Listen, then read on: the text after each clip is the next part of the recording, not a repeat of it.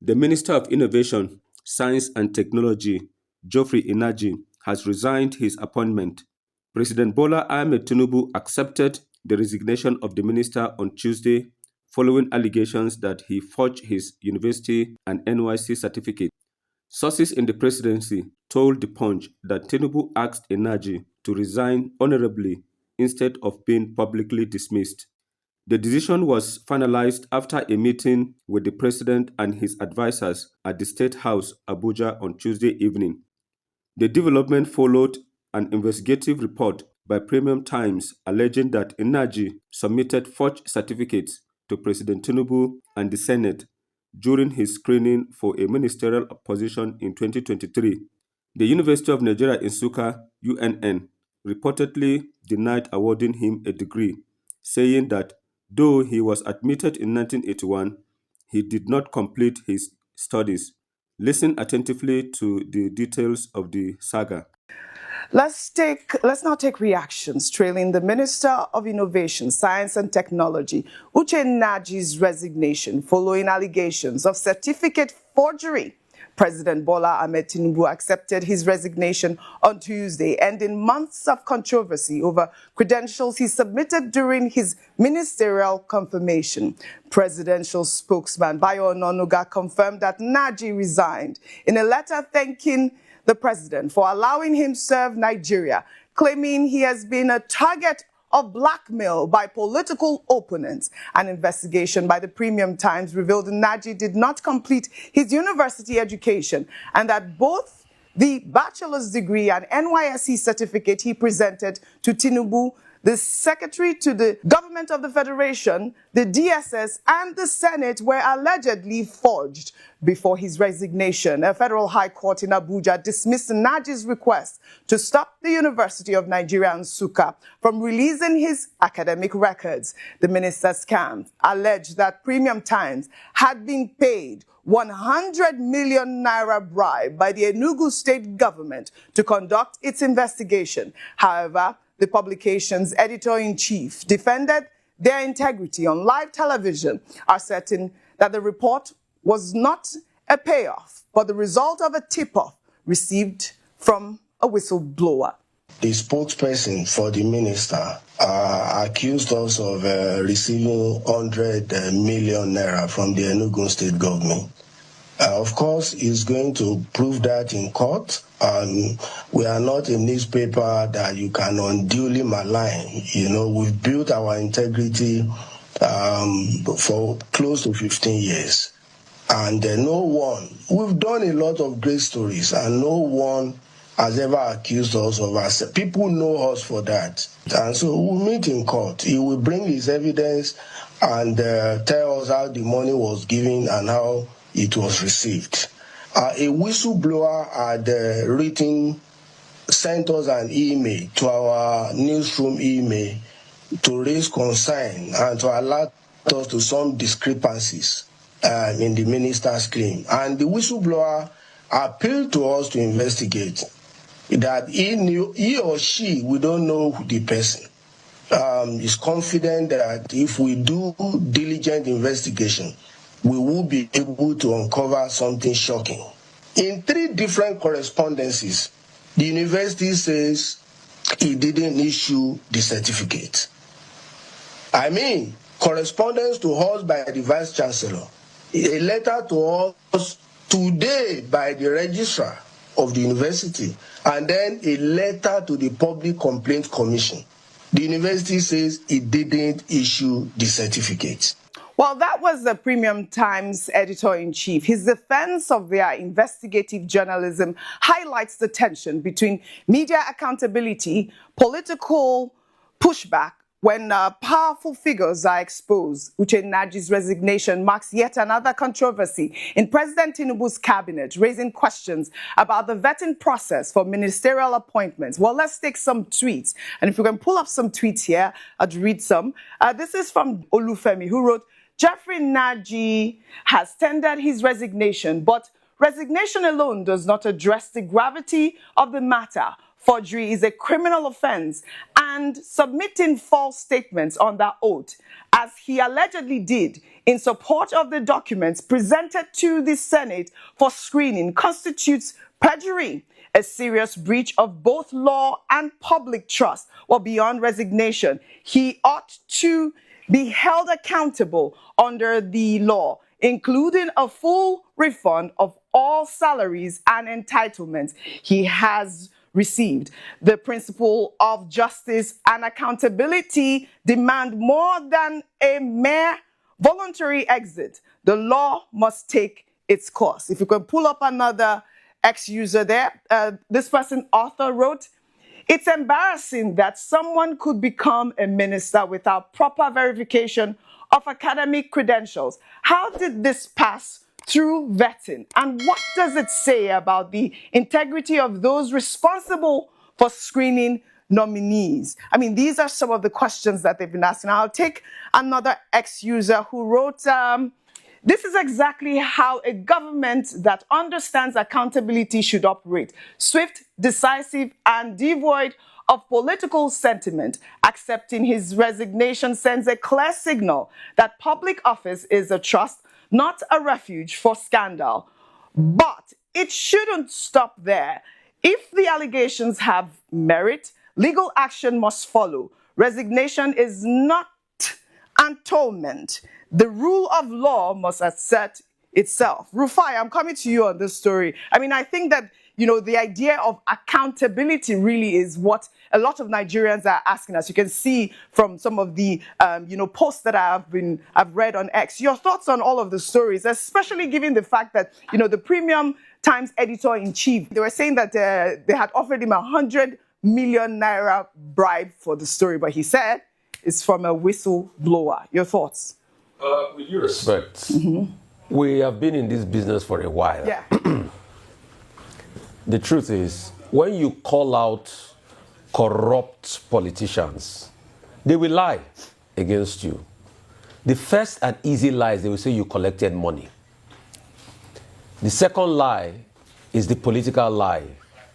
So we are not surprised that the representative of the minister had to make such an allegation. Anyway, Mr. Mojid and his team will go ahead and defend themselves in court. But I also saw the spokesperson of the minister struggle so much because, you see, like my very dear friend and great brother, Minister Wiki, will say, if he didn't day, he didn't day. Oji, look at that certificate. Look at that Right NY there on the certificate. wall, we can see. Do you know certificate, that there's a document that came out, apart from the fact that the investigation did not start today. No, they it said started with People's Gazette. Yes. And what they are claiming, the minister is claiming that the document they gave People's Gazette from the school, the registrar, they said, that I went to the school. They have debunked that document because the registrar now has said that does not exist. And me, I know the backstory of what transpired. I've heard what transpired. Secondly, look at that document. There's a document that came out recently, Oji, where the school wrote the minister a letter in 1985 saying that you didn't pass your final exam, virology, MCB for something. And there's also a written letter by the minister as a student, then Jeffrey Najib, saying that I will take that exam in June 1986. Those documents are in public there.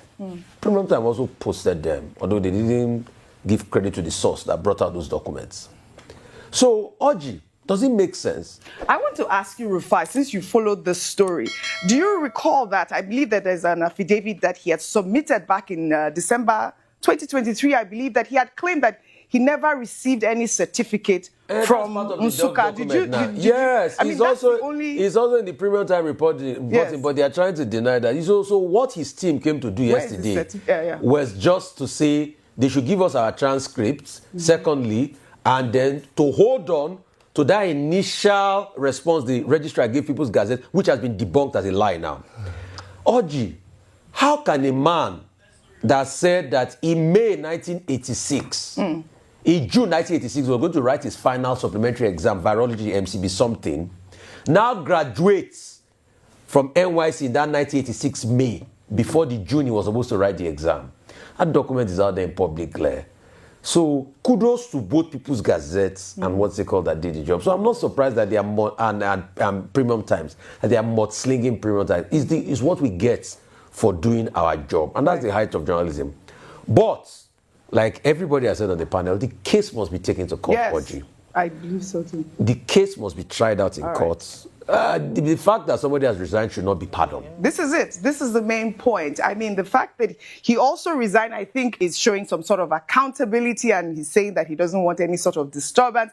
But we need to follow up on this case, and we will follow up on the story. This is the second minister that we are hearing now in this cabinet that was not screened properly. Initially, when the Premium Times published the investigative report, the minister denied it, alleging that the media organization was bribed to carry out the investigation. The Office of the Minister of Innovation, Science and Technology, Mr. Geoffrey Naji, has dismissed reports of alleged certificate forgery against the minister. A senior special advisor on administration to the minister, Mr. Robert Ungu, dismissed the allegation at a media briefing in Abuja, describing it as politically motivated.